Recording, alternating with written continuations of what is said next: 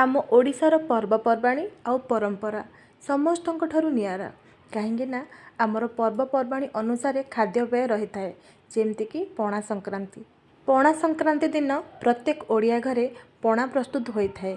बहुत प्रकार पणा ये दिन बनी थाए जेमतिक दही रे पणा प्रस्तुत होता है, आमर बेलरे मध्यम पणा प्रस्तुत होता है। आज आम बनवा पणा संक्रांति स्पेशल बेलपणा। प्रथमे बेलपणा आम ये पाचिला बेल नवा, बेल को भल भाव में भांगिकी भर सबुतक बेलर रस को किसी कदली को बेलपणा नहीं चकड़ी नवा, तापर से दबा नड़िया कोरा दही छेना किसी अंगूर को छोट छोट कर काटी नवा, किसी बुंदी दबा आउ आपणकर मिठा जी आपण मैंने खाऊे आपड़ से अनुसार किसी चीनी ने चाहिए गुड़ नहीं पारे, किसी काजू को छोट छोट कर काटी नवा, किसी बुंदी नवा, लास्ट को टी गोलमरच दबा आउ एमती आपण मैंने चाहिए आउ किसी फ्रुट्स ऐड करेंगे।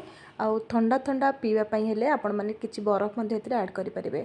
एवं आमर बेलपणा रेडी होगा, पणा संक्रांति स्पेशल बेलपणा निहाती भाव में ट्राए।